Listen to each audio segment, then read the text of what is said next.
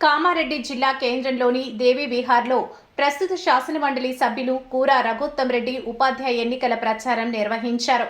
ఉపాధ్యాయులు ఇంటింటికి వెళ్లి మరొకసారి మీ అమూల్యమైన ఓటు వేసి గెలిపించాలని కోరారు. అనంతరం దేవి వినాయక మండపంలో మీడియా సమావేశంలో శాసనమండలి సభ్యులు కూర రఘోత్తమ్ రెడ్డి మాట్లాడారు.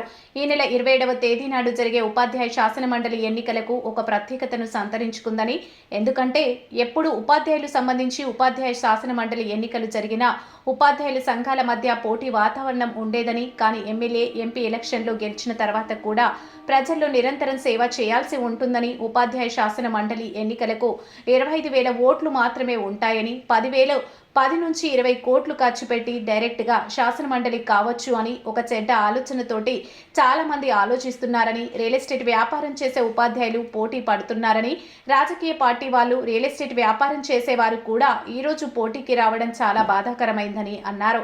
ఉపాధ్యాయ సమస్యల గురించి ఎప్పటికప్పుడు ప్రభుత్వం దృష్టికి తీసుకెళ్లి వారి యొక్క సమస్యలను తీర్చడం జరుగుతుందని, గత సంవత్సరం 30% పీఆర్సీ ఇప్పించడంలో గానీ, పాఠశాలలో ప్రభుత్వ ప్రాథమిక పాఠశాలలో ఉచిత కరెంటు వసతి కల్పించడం, ప్రభుత్వ ఉద్యోగులకు హెల్త్ కార్డు కొరకు ప్రభుత్వం 1000 కోట్లు ఖర్చు పెడుతుందని అనేక రకాల ప్రతిపాదన చేసి నేను ప్రభుత్వానికి కొత్త డిమాండ్ పంపడం జరిగిందని, ప్రభుత్వ ఉద్యోగి రిటైర్మెంట్ పొందిన ఉపాధ్యాయ మిత్రులకు నెలకు 600 రూపాయలు వస్తుందని, సర్వీస్లో ఉన్న ఉద్యోగులకు ప్రతి నెల 2,000 రూపాయలు చెల్లిస్తుందని, సంవత్సరానికి 24,000 రూపాయలతో మంచి హాస్పిటల్లో చూయించుకోవచ్చని అన్నారు.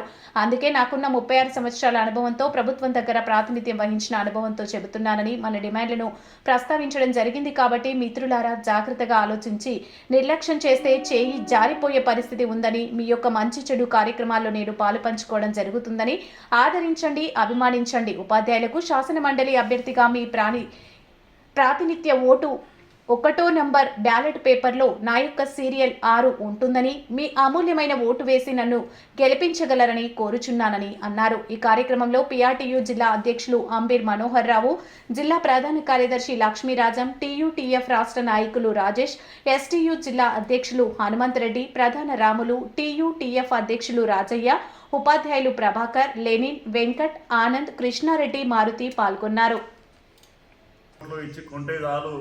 డైరెక్ట్గా ఎమ్మెల్సీ కావాల్సిన ఆలోచనతో,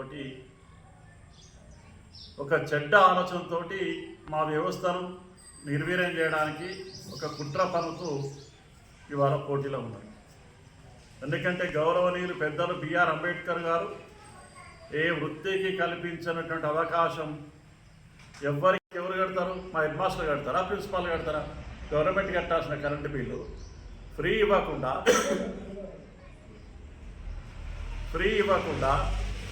ఇన్ని రోజులు తాత్సారం చేస్తే అప్పటి ముఖ్యమంత్రి గారికి ప్రాతినిధ్యం చేసినాం. ఇప్పుడు ముఖ్యమంత్రి గారికి ప్రాతినిధ్యం చేస్తే ఇది ఏందన్నా గమ్మత్ అయిన విషయం, ప్రభుత్వ బడికి మేము కట్టకపోతే వాళ్ళం కడతాం, మేమే కడతాం అని చెప్పి ముఖ్యమంత్రిని ఒప్పించి ఈ నెల నుంచి 0 కరెంటు బిల్లు వచ్చినాయి. అన్నింటికి పెండింగ్ బిల్స్ ఉంటే కూడా ఏ పాఠశాల కానీ ఏ కళాశాల కానీ చెల్లించాల్సిన అవసరం లేదు అని మీ ద్వారా తెలియజేస్తున్నాం. ఇట్లా అనేక సమస్యల మీద, అందులో పుట్టి పెరిగిన వాడిని, చదువుకున్న వాడిని, కళాశాలలో అధ్యాపకులకు సంబంధించి నాకు సమస్యల పట్ల పూర్తి అవగాహన ఉంది కాబట్టి, ఆ విషయంలో ఒక స్పష్టత ఉంది కాబట్టి, మీ కష్ట సుఖాల్లో పాలు పంచుకున్న వ్యక్తిగా నాకు మాత్రమే మీ కష్టం సుఖం తెలుస్తుంది. కానీ ఒక రియల్ ఎస్టేట్ వ్యాపారికి, ఒక కార్పొరేట్ వ్యాపారికి మన గురించి ఏమైనా సంబంధం ఉంటుందా? మన వ్యవస్థ మీద అవగాహన ఉంటుందా? మన సమస్యలను పరిష్కరిస్తాడా? దయచేసి ఆలోచించి మంచి మార్గంలో మన వ్యవస్థను బలోపేతం చేసుకుందాం. ప్రభుత్వ బడిని 10 కాలాల పాటు కాపాడుదాం. ప్రభుత్వ బడులలో, కళాశాలల్లో ఉండే సమస్యలన్నీ పరిష్కరించుకుందాం అని మీ ద్వారా తెలియజేస్తాం. రానున్న రోజుల్లో మనకు అనుకూలమైనటువంటి ప్రభుత్వం, కొంతలో కొంత మనం మాట్లాడితే స్పందించే ప్రభుత్వం ఉంది కాబట్టి తప్పకుండా అన్ని సమస్యల పరిష్కారానికి ముందుంటారని తెలియజేస్తూ, మన రాజ్యాంగం ఇచ్చిన హక్కు, ఓటు హక్కు పవిత్రతను కాపాడదామని చెప్పి, గురువుకు ఉన్నటువంటి విలువను మరింత పెంచాల్సిన బాధ్యత మనదే ఉందని చెప్పి తెలియజేస్తూ, నేనేదో గొప్ప వీరుణ్ణి, శూరుణ్ణి, నేను అన్ని సమస్యలు సాధిస్తానని చెప్తలేను. కానీ నాకున్న అనుభవం, 36 సంవత్సరాల అనుభవం, సమస్యలు తెలిసిన వ్యక్తిగా, ప్రభుత్వం దగ్గర ప్రాతినిధ్యం చేసిన అనుభవం ఉన్న వ్యక్తిగా ముఖ్యమంత్రుల దగ్గర మంత్రులతో మాట్లాడిన అనుభవం ఉన్న వ్యక్తిగా, అధికారులకు అనేక రకాలుగా మన డిమాండ్ల గురించి ప్రస్తావించిన వ్యక్తిగా నాకున్న అనుభవాన్ని ఉపయోగించి నాకున్న అనుభవం సమస్యల పరిష్కారానికి ఉపయోగపడుతుందని చెప్పి మీ ద్వారా ఈ రాష్ట్రంలో ఉండే ఉద్యోగ ఉపాధ్యాయులకు తెలియజేస్తాం. కాబట్టి మిత్రులారా, దయచేసి జాగ్రత్తగా ఆలోచించండి. ఎందుకు చెప్పినా అంటే ఈసారి ఎన్నికలు ఒక ప్రత్యేకతను సంతరించుకునే ఎన్నికలు కాబట్టి ఈసారి మనం కనుక కొద్దిగా నిర్లక్ష్యంగా ఉంటే చేజారిపోయే అవకాశం ఉన్నది ఈ వ్యవస్థ. కాబట్టి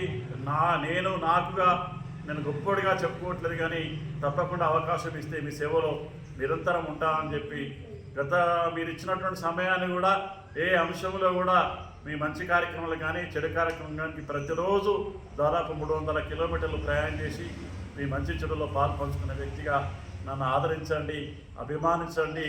నా అభ్యర్థిత్వం కనుక మీకు నచ్చితే, ఉపాధ్యాయ శాసన మండలి అవకాశం కల్పించాలని అనిపిస్తే తప్పకుండా మీరు నా కూర రఘుత్తం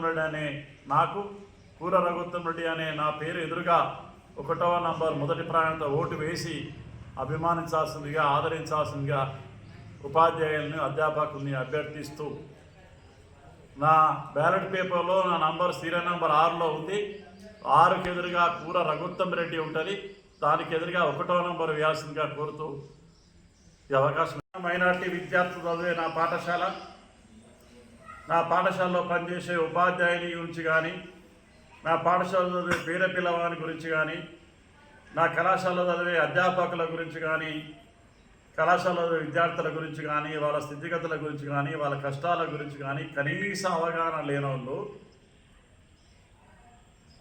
మా గురించి ముక్కు తెలియని వాళ్ళు ఒక్కొక్కసారి బాధ అనిపిస్తుంది, సిగ్గుపడతా ఉంటా, తలను గోడకేసి కొట్టుకోవాలనిపిస్తుంది. వాడు వచ్చి ఇప్పుడు ఏమంటుందంటే సమస్యలన్నీ పరిష్కరిస్తా, బడి తెలియదు, బడిలో పిల్లలు తెలియదు, మా బడి చాలా సమస్యలు తెలియదు, మొత్తం పరిష్కరిస్తా అంటాడు. అది ఎట్లా సాధ్యమవుతుందా? ఒక్కసారి